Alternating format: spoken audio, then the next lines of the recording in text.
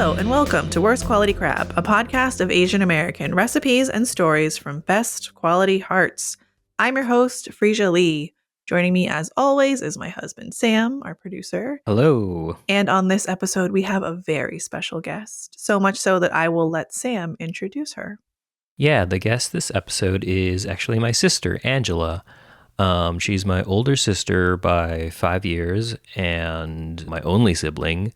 And when we were first conceiving the show, we had a list of guests who we thought were easily accessible and could talk about food. And she was one of the people who were on top of that list. We grew up together in the same household, but now that we're older and we have our own families and we have kids, we actually live on opposite sides of the country, her on the East Coast and me on the West Coast.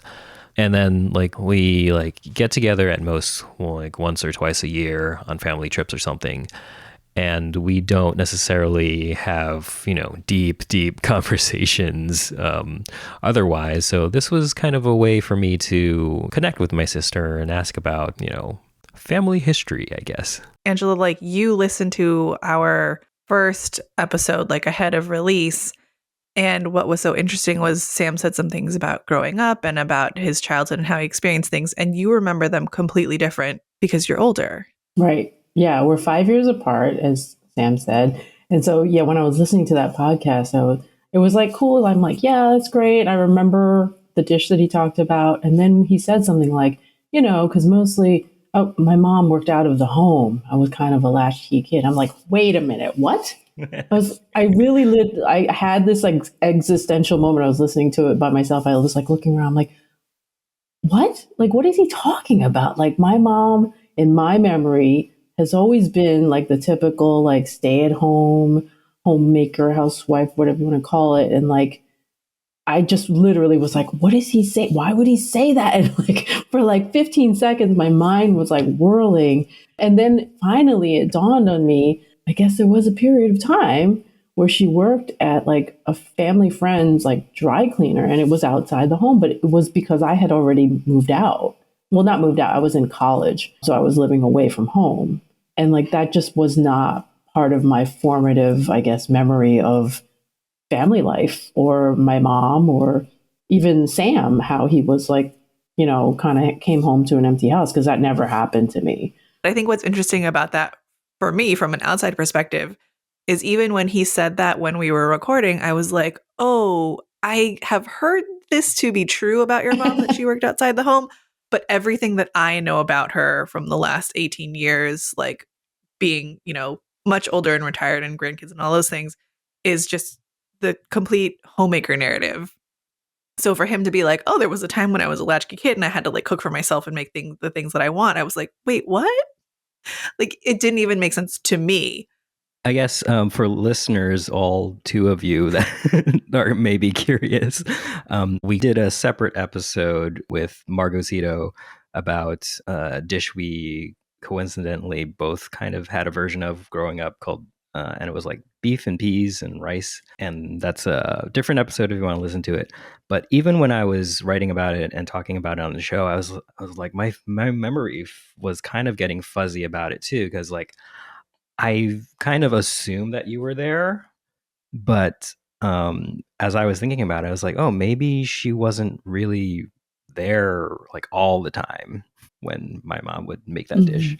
We'll explore that even further with this dish on this episode. So would you like to name the dish and talk about it? Sure. It's just hamburgers. We call them hamburgers. I mean, and my mom called them Ham-BUR-Gah, with the Cantonese twist, right? The little accent, spaghetti in Cantonese is sipoghetti, and it's just these mini ground beef patties that my mom made. It has really finely diced onion and diced potato in the beginning, I think it was, but I think later she just started using potato powder, so the mashed potato instant powder, and then pretty simple soy sauce, I guess, seasoning. I should remember it, and just hand formed patties that were mini, I guess slider size, and she would fry them up in a wok. They're kind of a little rough on the edges because she would smash them with the little ladle thing. And so it would kind of flatten out and it wasn't like perfectly round and they were small. And we get so excited. Oh, at least I would get so excited when she made them because they were like, I guess, ironically, like a nod to American food. We never ate any American food at home because everything else was Cantonese, like stir fries or like, hours long boiled soup throughout the day. And then it's also this platter of mini burgers. I don't remember them being very flat. I remember them being kind of thick and like tall. Oh. Like maybe like more puck-like. Yeah. It wouldn't be like a patty, like a burger patty. It was more, like poofy. Yeah. The edges were kind of rough because of the flattening with in the frying. I remember like maybe because I'm guessing there's maybe cornstarch in it or something like that, but it would have like a pretty crispy, like hard exterior, like pretty well browned, caramelized and everything. And then the inside would be like nice and kind of tendery. Do you remember it having a sauce too, or was it usually dry? It was usually dry. I mean, not dry like as in the meat was dry. It's just like, I don't remember it being saucy, but I do remember like part of the excitement of having that is that like, well, at dinner, it was always like, you don't leave the table unless you finish your bowl of rice, like down to the grain, Right. Or, and then you have your bowl of soup that you simmered for like 4 hours since the afternoon, right? And so you're not like, I'm full and then half a bowl of rice is left, or I'm done and like your bowl is filled with like little grains. It was like, you better eat that last grain. So I was excited for the hamburgers because if there wasn't anything else, I mean, my mom would make a lot of options. She'd have like at least 4 or 5 options, like we eat family style. But sometimes I wouldn't like any of it because I didn't eat a lot of meat when I was a kid either. And I don't know, I guess I was picky and they told me I was picky. But when I saw the burgers, I was like, all right, there's going to be no problem finishing this bowl of rice because I'm just going to smash it up in the rice, mix it up. And it was juicy enough that it added the flavor and you were able to like get all the flavor in the rice. I just remember that being kind of like a key memory associated with that. It's like, okay, there's not going to be hard to finish this rice, which just sounds terrible and ungrateful. It's like, I got to finish this bowl of rice. But it was kind of stressful because I'm like, I don't really want any of these delicious 5 dishes that you've made.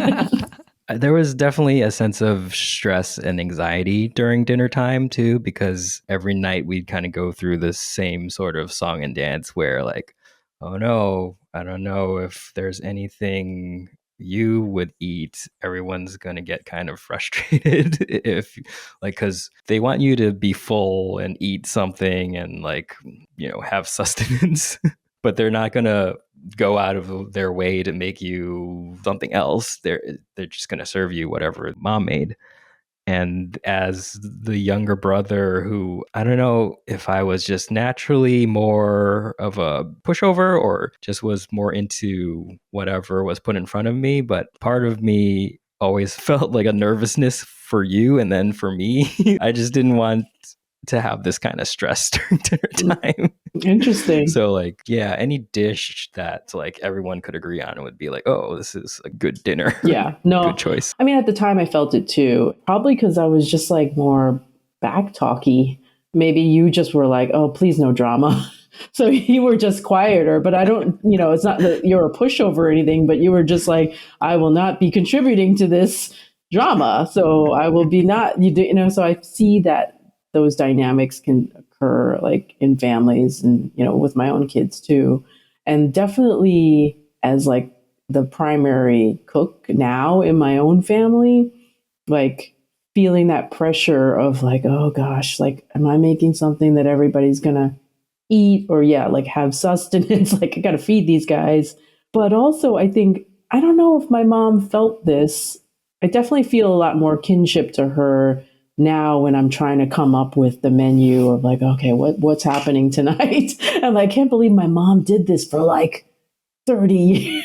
So she's still doing it for my dad. Multiple dishes too, multiple dishes every night. And that rotation, like, so in the beginning of the pandemic, I created a whiteboard because like, you know, my mom was helping us out with kids when I was working full time, as you guys know, but just to set context. And so I never really had to do this until probably the pandemic, when I was like, oh, is it all up to me? Oh no, whiteboard's coming out and like getting like magnetic things to move around to be like, you know, because you have to space out the rotation and figure out the groceries. And I just was like, oh my goodness, like she was doing this for so long. And, you know, imagine bringing 5 dishes to the table and your kid is like, man, I don't like any of this. Terrible person. And so like, I was like, oh yeah, it's so true when they're like, you'll know when you have kids, because I definitely don't bring 5 dishes to the table. But if they're like, I'm always like, get clenched up like, man, I made this. And I don't even spend half as much time as she did preparing meals. But yeah, I guess I didn't realize how stressful it was for you. Because I was a picky eater. I was like, I don't like fatty meats. And I don't like, you know, it's like, so it's so funny because I see it in my own kids now. But as far as like mimicking it, I hadn't even started making this until the last few years, like the pandemic, I think, because I think I've been spoiled because when I had kids, you know, parents came to help us out, cook the dinners when I worked full time. So it kind of like saved me from ever having to think about it. And I think for you, Sam, like you reached out a lot more and were more interested in like trying to make things that you liked and, you know, like recreate things that you remember. I don't think I did that much. Definitely not when I was working. I think that stems from when you were away at college too. And I was the latchkey kid because I was off on my own and, you know, I'd come home, you know, if I was hungry, I'd have to like figure something out. Like I can't just eat crackers and like American cheese slices every day. So like, you know, I just started making stuff, you know, it was like as simple as like a ramen noodle or something like that, or, you know, a spaghetti or something. But like, I think I just got used to cooking for myself in that time period. Mm-hmm. Also bringing it back to the difficulty of having to cook for your kids every night. It wasn't until like recently, like the last few months or so, that Penny like started talking about like Taco Tuesdays or Thirsty Thursday or that's just what comes to my mind. Friday is fries day. Meatless Monday. Yeah, exactly. She just started like trying to think of different food alliterations for each day. And like, at least, I don't know about you, Freesia, but I really latched onto it because it was like, oh, we could have at least half of the week figured out just through this silly rhyme scheme. Yeah, you definitely latched onto it. We also used to just do Pizza Friday, but then they got tired of that. Oh, yeah, that's true. I think because Sydney didn't like pizza as much at the time. And I'm wondering like when that will phase out and we'll have to find a new thing. But that sort of leads me back to thinking about like your mom.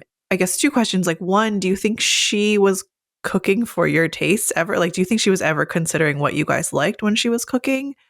And then also related to this specific hamburgers, is that something your dad liked?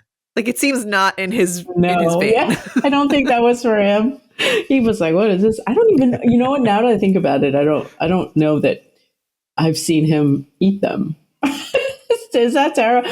I'm sure he's eaten them. I mean, it's been so many years, but like, yeah, that's definitely not in his list of favorite foods that my mom would make. But I think he just accepted like, okay, they like them and, you know, whatever. And, you know, this is weird obsession with like meat proteins. Like that's good for you, you know, like you got to get some. And because I was so not into meat as a kid, like, you know, natural meat where it had a little bit of fat or marbling, forget it. I'd be like, see you later. But I guess it was a way to like have in their minds, like me ingesting some sort of meat protein. I don't know. But as far as like my mom catering to it, I do think that she took note of what we liked.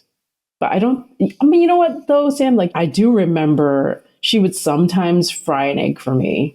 Like fry up a nice gooey egg. Oh, yeah. You remember that with a little soy sauce? Yeah, hao bao dan. Yeah. Yeah. And then, or she would let me crack open a can of tuna. Oh my goodness, yes. Bringing back so many memories. Yeah. So, but then that was definitely like not a cool thing. Like my dad would be like, like just, I think he just was unhappy. Yeah. Like, it wasn't like he was doing the work. right? I mean, it was like one egg and one can of, but it was the principle of like, which I sort of also can relate to now, is like we put so much food in front of you and yet you rather have a can of tuna. Like it's so weird, but You had mentioned that this hamburger dish is sort of like the most Americanized thing that your mom ever made. And I guess like I would love to hear how that sort of, if that made you feel a little bit more connected to um, more Americanized peers, or if, food was something you even talked about at school, or like what that experience was like with you. Cause, it's sort of like a connecting point. But, I think what we've learned through this podcast already is like people aren't really talking about dinners at school when maybe you thought your dinner was a little bit different.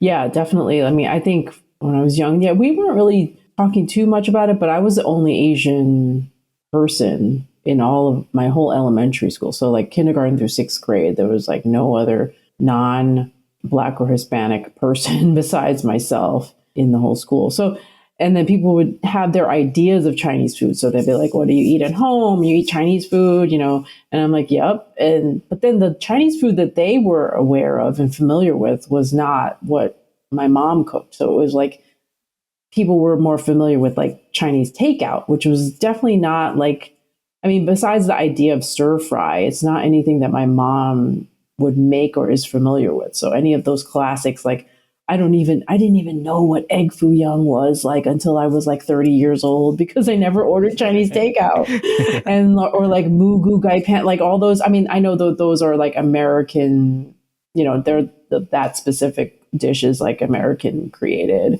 But like even like beef with broccoli, like my mom would do a stir fry with broccoli and a protein, but like it's like seems like this iconic beef with broccoli or like sweet and sour pork. I think everyone asked me like, "Oh, do you get to eat sweet and sour pork?" I'm like, "Nope."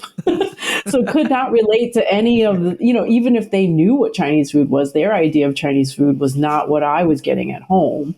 And so like at least this hamburger thing was this weird.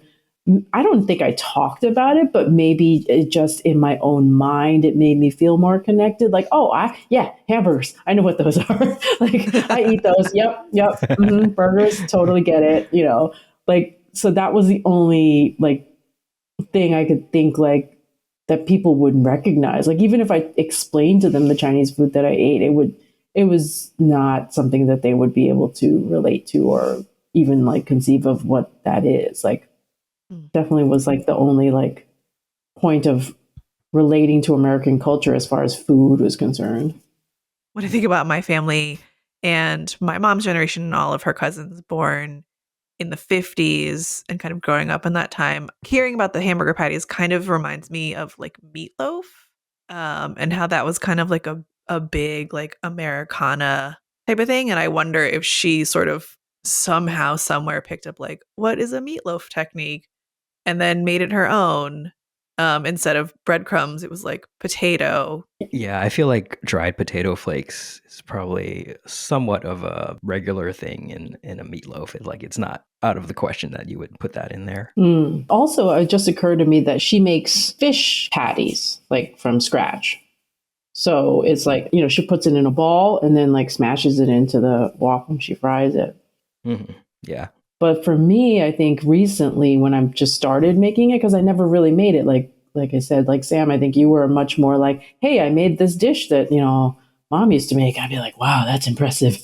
I wouldn't like, that's scary. Like, I think that's definitely emblematic of my approach to cooking, because I think it's weird because we grew up in a very, like, I think it was pretty gender normative household where my dad was like, Sam, come out and mow the lawn with me, or like, but you need to dust the furniture, to me. And it's like, oh, okay. I washed all the dishes and he took out the garbage and okay. But then I never took up the cooking. Like either, I think it was also because my mom was kind of like, nah, I can do it. Like, no, don't, I'm like, do you need help? Like bumbling kid. And she's like, no, I'll just, she wanted to just get it done. I think like having to make 4 or 5 dishes every night in a bit of a time crunch, before dad got home or whatever, like she wanted to streamline things as much as possible and like trying to show you or teach you how to make these things probably wasn't the easiest thing. No, to I do mean, for not at her. all. I totally get it now. It's just like, but I don't think I was like, I really want to learn. It was more of like a mutual, like, okay, well, if you don't want me to help you,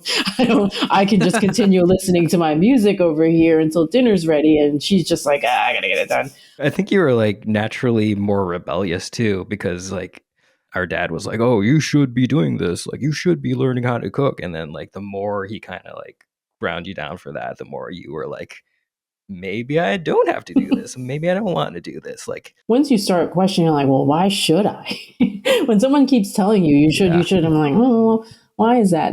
But then I think sadly, it kind of morphed into this thing where because I didn't try, it was like, well, it's not going to be that great, or like this fear of failure, or just the standards are so high. And I think it was great that they came and helped us when we had kids and I was working full time.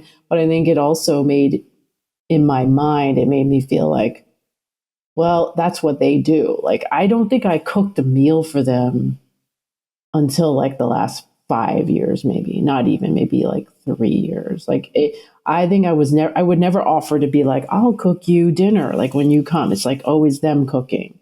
Because yeah, I'm a little lazy, but also I think I was afraid of like criticism. I mean, that's at the heart of it, right? Like dad was always critical, even of my mom's cooking, which everyone else would compliment, right? Like friends and neighbors would be like, oh, she made these, her cooking, her dumplings. And then he'd always have this like, not crunchy enough, or could use some salt, it's like, oh gosh, like, but that was just like normal, right? It became this thing like, oh, but then it built like, oh, I really don't want to hear that. And I'm sure that there's a lot of like therapy that I need to go through to unpack all that, but it's definitely like the criticism and like perfectionism and just not wanting to even like fail. But it's so ironic because in the recent years, like during pandemic, especially, like I would call them and be like, okay, how do you make this? Or what do you do here?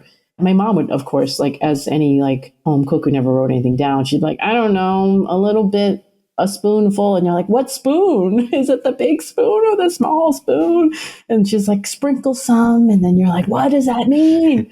But like my dad would be also like, oh, well, just try it. You got to just see how you do. And like super laissez-faire, like, and I'm like, who are you? Like he's like, you just don't worry, just try it and you'll see. And then if it doesn't work out, then, you'll know what to do for next time. And I'm like, where were you when I was young? So I was like, where was this version of you? I know. Like he's so like relaxed and like, oh, don't worry, like just try it, it'll be fine. Or maybe he was always there and I just like made this idea of him because of certain things he would do. Don't know. But I think that really contributed to me not wanting to try until like, I guess, getting desperate or bored in pandemic and being like, all right, or hearing like my kids go, oh yeah, I remember Papa's hamburgers. I'm like, oh yeah, those were good.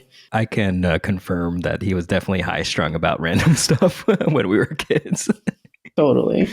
Okay, but just to clarify, it's not that you didn't ever cook, because as long as I've known you, you have cooked. It is taking up the mantle of Chinese cooking and like specifically your mom's style of cooking, yes?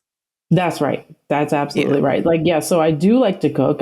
I used to watch Food Network back when that was the only, content available about food. And I'd be like, oh, that's cool. And I learned mainly from media rather than my mom, because I think even watching her, maybe the stress of having a child in that tiny kitchen area where she worked was like, okay, go away.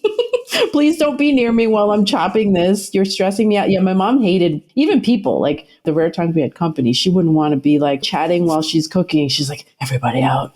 I guess she had her own sense of stress during cooking. And so I didn't really learn much by watching. But yeah, I did cook everything else except Chinese food and specifically like dinners. And then when I did start to try to venture into them, I would cook them for my own family, but like immediate family and not for my parents. Like I've made stuff for Will, who's like a very receptive eater. So that's nice. His confidence building, and like his favorite food is maybe another dish that you guys would want to explore, the tomato beef egg thing. Oh, yeah. Oh, yeah. Yeah. When my mom made that for him first, when we were engaged or dating, he was like, oh my God, this is so great. And I realized, yeah, it's because like the version that he got was definitely different than the version that my mom made. And he was like, this is really good. And so then it just more and more pressure of like, oh, my mom's stuff is really good and everybody's, likes it. And like, I don't know if I could do that. It's funny because growing up, I always just assumed that everyone's mom cooked for them and like made delicious meals. Yes, yeah, same. It wasn't until I was like much older, I was like, oh, your mom doesn't cook, or you think your mom's a bad cook? Like, what does that even mean? So it sounds like when mommy was helping you out with the kids early on, that she made this hamburger dish. Mm-hmm. What was it like eating it again at an older age? It's kind of funny because, like, in a way, I kind of never stopped eating her food because, like, I went away to college. So I guess that was that. But when I came back, I moved, I lived with them for a year before I moved out on my own. But even when I moved out, I would still come home on weekends. So I still always like ate food from my mom and always missed it. But eating it with the kids, I think, was different in that, like, the appreciation for it, you could relive, and like it was kind of, you could relate to it because they were like, ooh, hamburger. Like, again, it was also like, it's always Chinese food and rice, but then there's like a rando platter of burgers and they like them, which is like, oh, okay. And that the fact that they actually kind of would bring it up, like, like I said, during pandemic, they're like, oh, remember Popo's burgers? I'm like, oh yeah. Like things like that, like something that stood out, because that's probably part of the reason why I was like, okay, I gotta learn these dishes, but there's so many of them. I think growing up, there was a distinction between hamburger that mommy would make and also like McDonald's. Mm-hmm. Hamburger to me at a certain age was like just that meat puck that you would eat with rice. Mm-hmm. And then the traditional hamburger that we know, like the piece of meat between like a sesame seed bun or whatever, Mm-hmm. that was just McDonald's to me. Mm-hmm. Like I didn't really know that like a hamburger existed outside of like what we ate with rice or McDonald's thing. Oh, that's interesting. I didn't know I guess I never really thought about it as being Chinese food, or maybe latter memories of it have just like made it distinct from the Chinese food. But I'm just like, they're definitely not in her Chinese food repertoire. I mean, I guess it is. It's kind of a contradiction because she's literally always made it for as long as we both can remember. And yet it doesn't feel like a foundational food that she's made. Right. Which is interesting because, like, when I talk more to her about cooking, as I was starting to do most of the cooking myself, I don't know if she had ever mentioned this to us before, but she was like, I didn't know how to cook either before I got married. And I was like, what? Yes. Oh my God.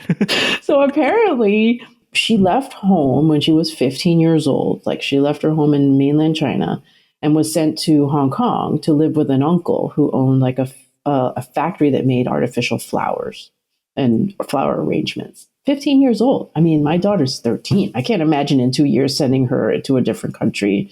Anyway, so she lived in her uncle's household and worked at his factory for 10 years before she met my dad. Wow. What? He was an engineer mechanic servicing the machines, and she was like a worker that arranged the flowers or assembled the flowers or something. So she didn't really cook either, from what I understand, living in the household. Either it was her aunt who cooked or they had a helper, thinking about even like emotional development, or even like of my mom, like 15 years old, you're just like transplanted in this like weird role of like, you're not quite family member, definitely not like revered guest in the household. You're a semi-servant probably because you work with, I don't know. It's very weird, but yet I don't think she knew how to cook. So when she married my dad, she has this story that I think she tried to cook something for a guest or a relative, and they were like, "Whoa, there's way too much oil in here." Like she just specifically remembered somebody commented like, "There's way too much oil." And she just was like terrible at it. And then my dad will be like, "Oh yeah, she was terrible at it." And like I think my dad, Yikes. in his own telling, was like a better cook. Of course, in his own telling, he's the better cook. But that like, and then she learned. The best cook who never cooked anything. Best cook who could. But honestly, he does. That was the other thing in the podcast. You said that he never cooked, or maybe he didn't really work as a cook.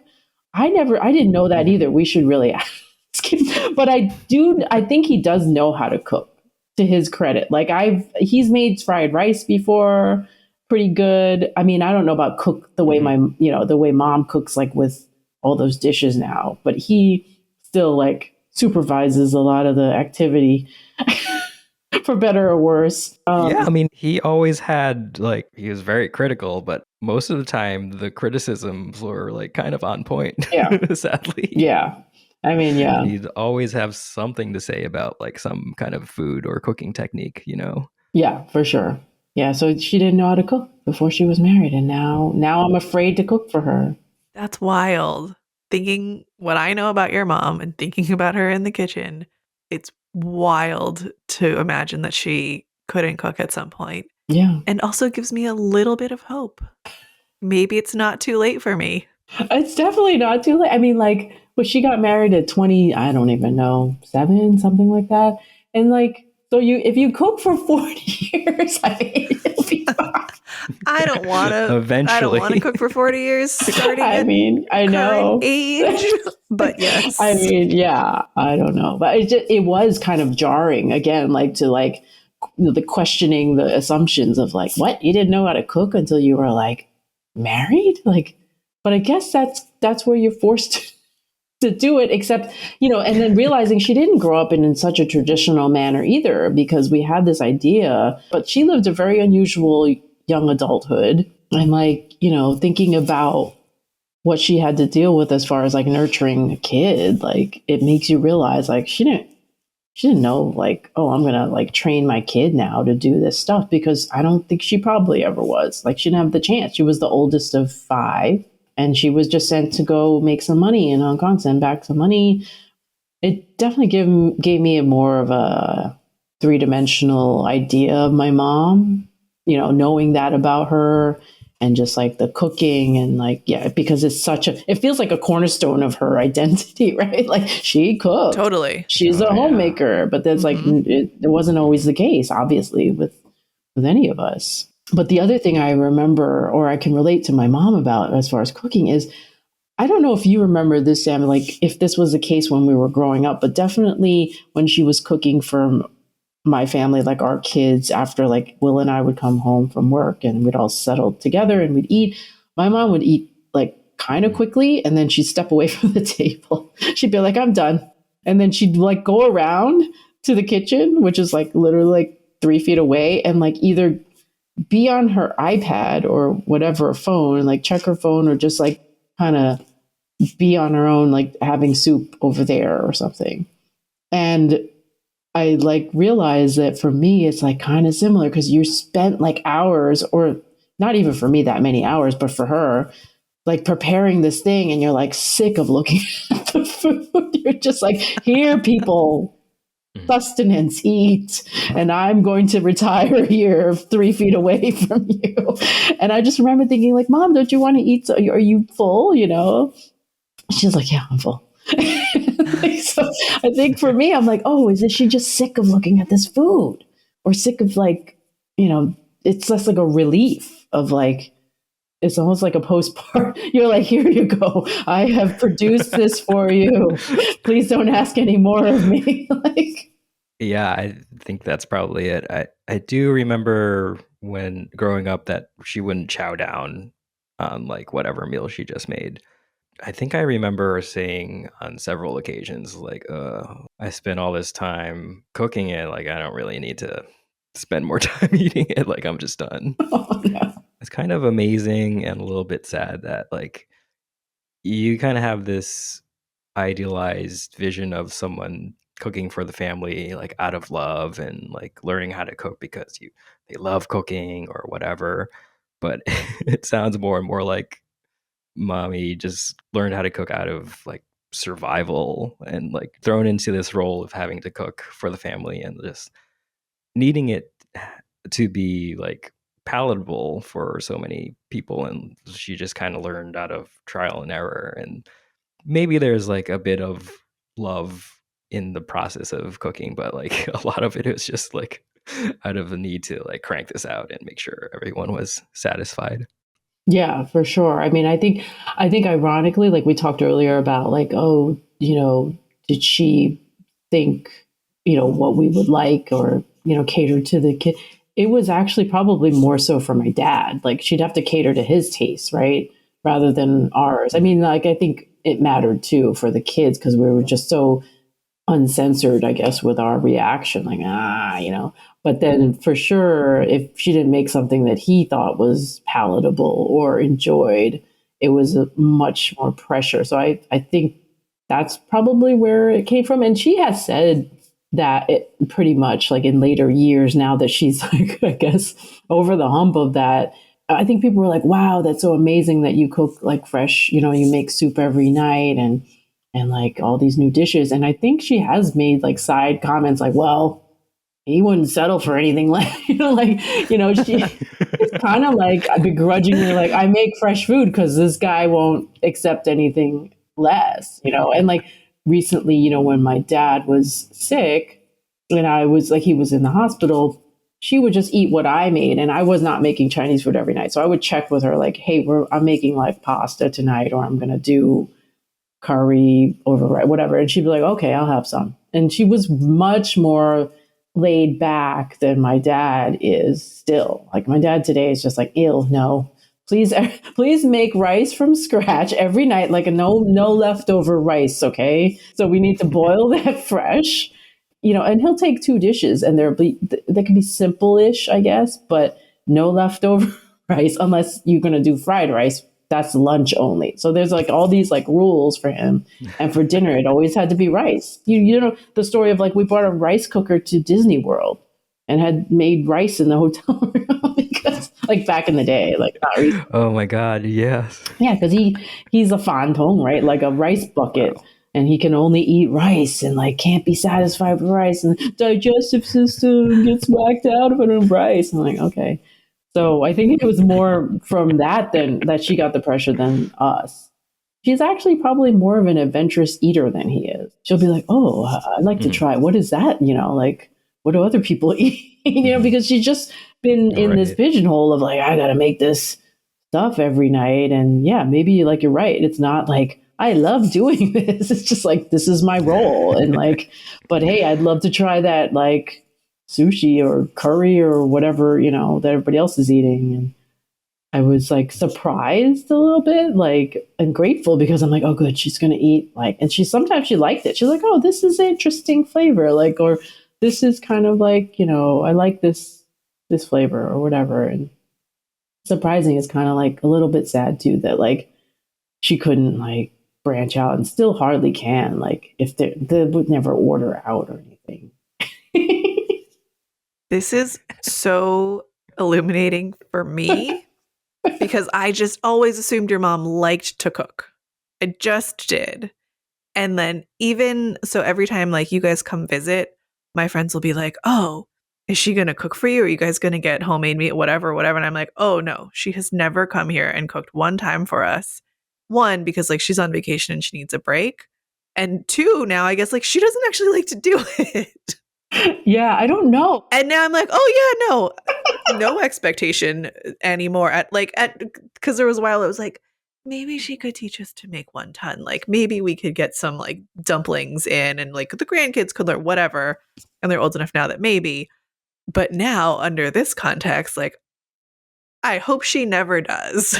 I don't think she minds the teaching. I think it's foreign and strange to her because she's like, I don't know. Why do you want? It's kind of like, why do you want to know? And you're like, so I can make this delicious food on my own, Mm-hmm.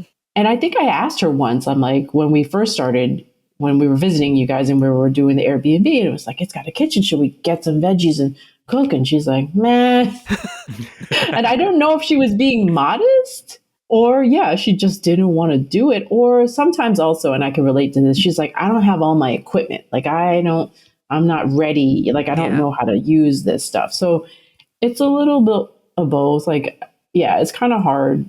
Yeah. Well, and then I remember one time, this must have been like the time before pandemic that you visited, and we had dinner here, and I just made like big cheesy pasta casserole for the kids, very straightforward. And your mom like really got into it, and I was like, oh, Yeah, this I is totally.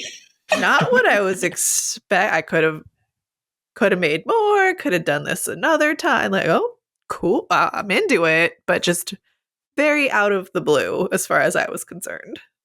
Yeah, totally. I remember that time exactly because I probably had the same reaction. I was like, "Oh, okay, like she likes this stuff. She'll eat it." And like it was kind of again in my mind like, "Oh, I just always assume like I have to make what she makes." And it's like, "No, she'll probably like and she probably likes the change of pace." But then maybe not because my dad doesn't. It's like it depends on the person, but I just assumed that she was the same as him. And then when I do remember that, I'm like, oh, I can make her pasta. I was thinking like, I could do that. Just don't make me make the stuff that you make. We've spent a lot of time on your parents, which is half of why we're here. But I'm curious, and we talked a little bit about this, but like, how does all of that inform how you show up in the kitchen for your kids? And also, like, what's the story they're going to tell on a podcast 25 years from now about how you were in the kitchen? Interesting. It's definitely a fine line of like making what they want. And then this is like edging into people pleaser territory where I'm like, oh, this is a bad job for me because it's definitely tapping into all the people pleasing tendencies of like, oh my gosh, like what will people want and what do I want? Because like honestly, like I don't know about you guys for kids, but like stuff that they most enjoy are not necessarily my favorite things. Right? I mean, oh yeah, for sure. Right? Like, I mean, I think that's generally a tortilla pizza is not your favorite pizza. Hash brown quesadilla. Like, Hash brown quesadilla. interesting. Mac and cheese once a week. Yeah. So I'm like, oh boy. And then I'm like, well, wasn't it my job to expose them to more things? And why isn't it the reason that their palate is so blah, blah, blah is because I just kind of defaulted and I didn't expose it, all this swirl.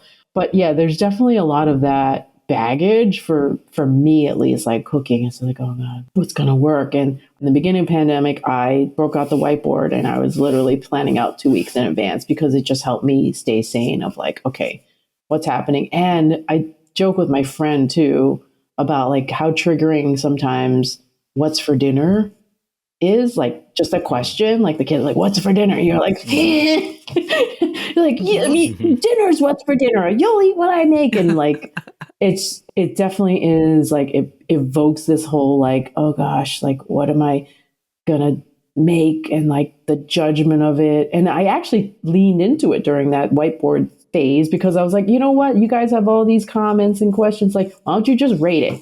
After you eat it, you put a rating. So it would be like 1 to 10. And they each got to put their own rating, different colored dry erase markers. Wow. So they felt like they were heard, I guess. I don't know. But it wasn't great when it was like 7. I'm like, oh, okay. Oh, that's pretty good. 7's pretty good. Let's walk back the tiger mom hyperachiever. Yeah, the baggage is coming out. But they can't all be 10s. Yeah, for sure. I know, totally. I'm like 9.9, I guess.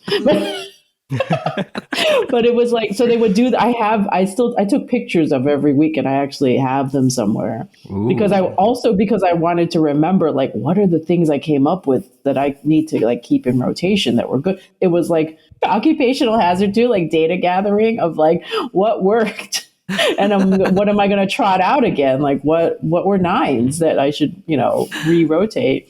You do like a postmortem on... Yeah, I totally did. Well, for myself, I'm like, well, you guys, like, you gave this and that. But now I don't even do that. I do fly by the seat of my pants like every night now. I guess I gave up I don't know what happened.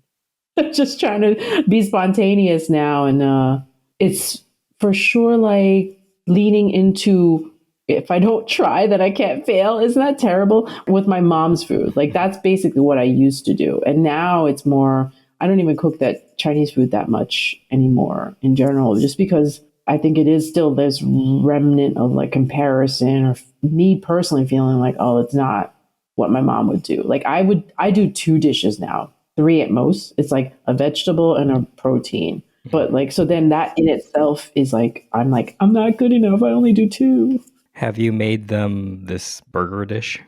Yes. So I've done it 2 or 3 times, maybe. Oh, okay. And was it well received? It was well received, but I think I don't know what it is. Maybe it's definitely just in my head of like, oh, it's not what she would do. Oh, did it not taste the same or taste different? It tasted similar. Oh, I think the first time was more crumbly.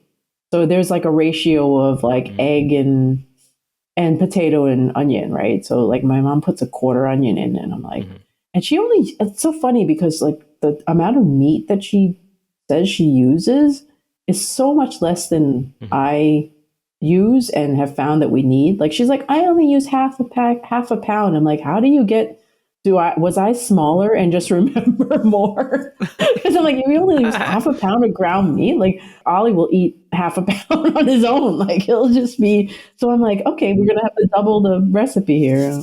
If there's like 4 other dishes when she used to cook, right? And like a soup, you don't really necessarily need to make a lot of each. That's true. That's a good point. See, I didn't think of that. But again, the coordination of like having 4 dishes and 1 wok, like what some things would be cooled down more than others. So she would save like the veggie for last or something. But just like thinking about the coordination of the steps and equipment, because like I don't know if you remember this. Like she rinse off the wok in between the dishes, right? And it's like steaming hot. She's like rinsing off. She can't do that anymore because like her arms are weaker.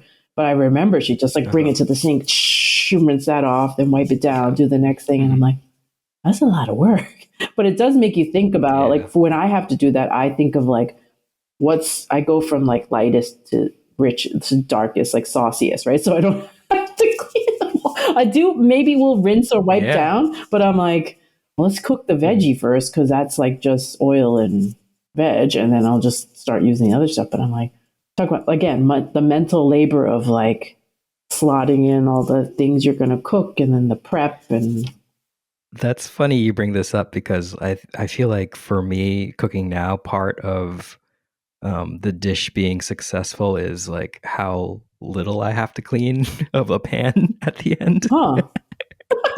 Like if I could use a nonstick pan and fry an egg and like have nothing left in the pan after I'm done frying the egg, then I'm like, oh, this egg is amazing. You're like, check. Yes. Going back to your kids, do you want them to grow up eating Chinese food cooked by you? Is that something that's like appealing or daunting, or I don't know. I mean, they're going to grow up with their own food traditions and you having provided those, right? Like what's important to you about the ways in which they eat, sort of like, it's not 5 or 6 dishes every night and a bowl of rice that they have to finish at the table. So what is important to you?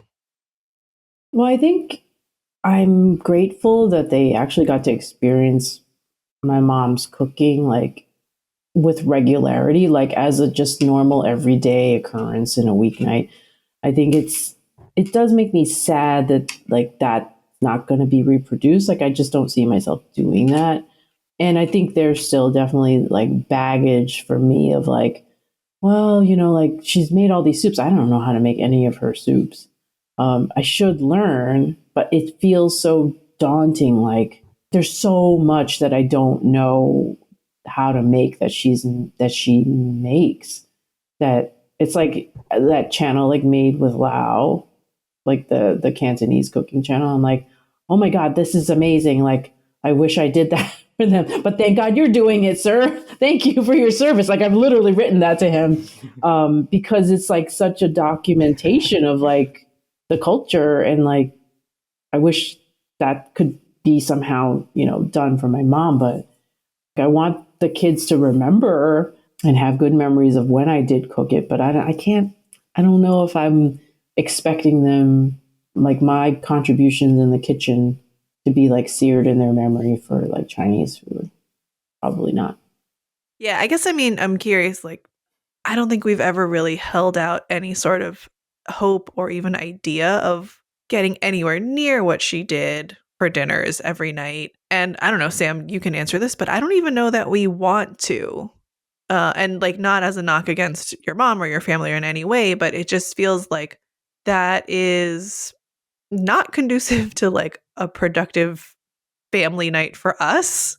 It's definitely not a holdover that I grew up with. And I guess I just wonder, like, what of it do you want to hold over because it's important to you, and versus like, what of it is guilt?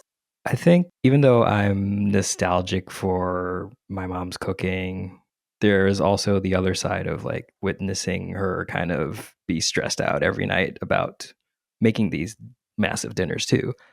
The memory is great, but I definitely don't want to put myself or anyone else through that kind of stress, like trying to figure out dinner every night, you know? So that's not something I want to recreate. For me, maybe it's a low bar, but if there is a dish where they're like, "Oh, I remember that," and like, could you tell me how to do that, or like, can you make it for me again, or something like that? Then that's just fine with me. Yeah, I mean, I think that makes sense. I feel like I've incorporated like the way we grew up as like, well, it's like a bar that is set that not necessarily needs to be there. Like, I'm not even trying to reach that bar, but somehow it's still there. And the idea of it is like, it does feel like, oh, something's going to be lost, like by not getting there. But it's not like I'm making any efforts to really get there either. So it's this like complicated torture that I'm putting myself through, like it's mental, like, oh, not good enough, but yet not trying. Interesting dynamic. Like, so they're gonna remember something, whether hopefully good memories. And cooking together, I think that's something that Ollie definitely likes doing. Like he'll ask specifically now, like, can we make this together? Or he'll have his own ideas of like, I want to do this, I want to make a cake, or I want to do whatever. And so hopefully those are the types of memories that will get formed like in our household. I think Sydney, our 5-year-old, is the most curious about cooking. And whenever I'm cooking dinner or whatever, like once in a while, she'll just come in and be like, I want to help you. Like, what do I do? What can I do? And like my first instinct is like, oh man, I need to get this out as soon as possible because you guys are going to get hangry any minute now.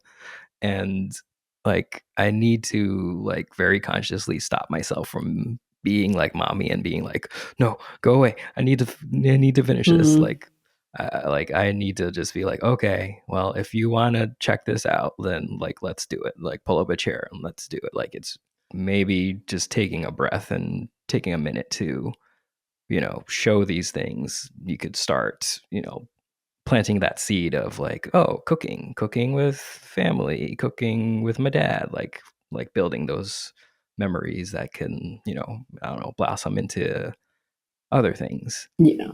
Okay, this has been super fun. I personally have learned so much more about your parents, my in-laws. I'm getting whole new perspectives on all of you at this point. We could keep doing this.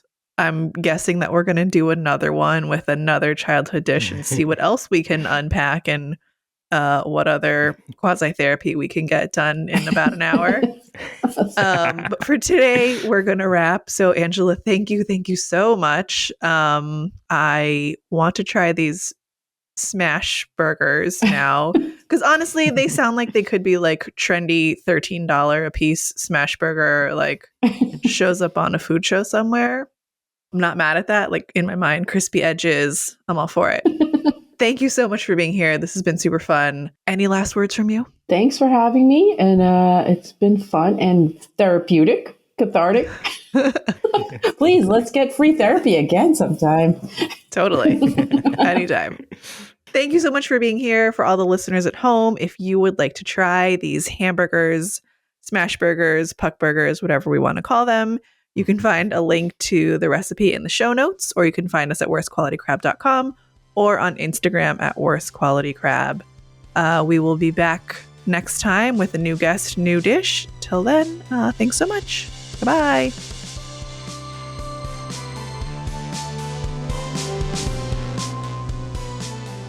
One thing that I'm curious about, because I've heard this in sort of similar but different versions from both of you in terms of like Americanized cooking that your mom did or not, is spaghetti.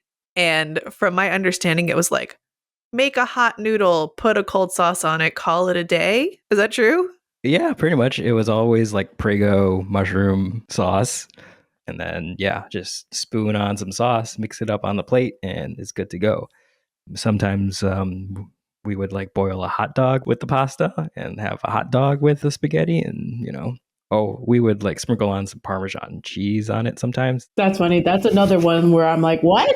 Parmesan cheese? That sounds fancy. But yeah, now that you brought up spaghetti, I'm like, oh, I guess the burgers weren't like the only thing, because spaghetti was always like a lunch thing. Like dad was never around when we had spaghetti, right? It was like if we had a half day at school, at least from what I remember, definitely a hot dog. And then the sauce, I had no idea that sauce was like cooked until like I started watching like Food Network or something. I'm like, I was like, oh, this is fancy homemade sauce. So that's why you're cooking it. But then it's like, oh, you're supposed to warm up the sauce too. Okay.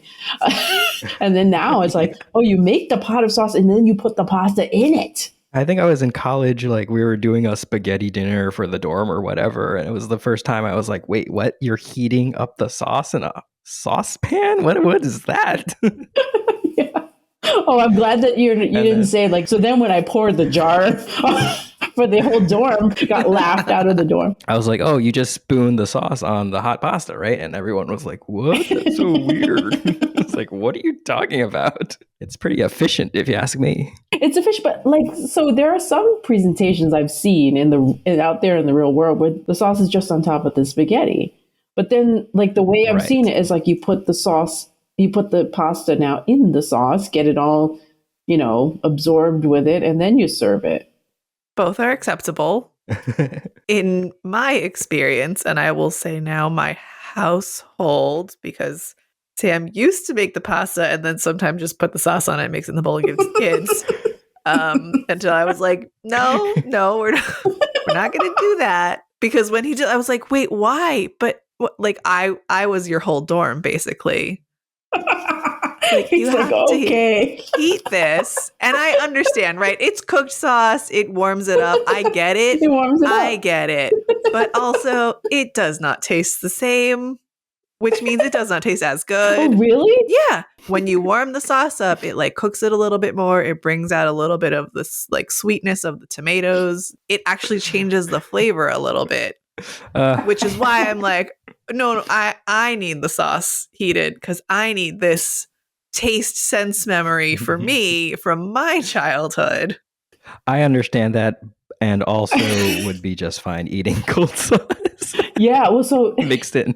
Yeah, so confession is I still do this, not all the time, but like, so now I'll like, if I use jar sauce, I'll probably start it off with my own like onions and then I supplement and then I put whatever. But like Tong Sam Fan, the macaroni pasta. Right. It's a traditional Hong Kong breakfast, actually. That's another thing my mom used to make. I made that for the kids the other day, actually. Yeah. Randomly. Yeah. So it's like my mom would take the frozen diced carrots and peas, and then she would use that and then dice up some Spam. That's what I remember. Yep. That's what I make for the family. But and Emily will eat like 4 bowls of this, like with chicken broth.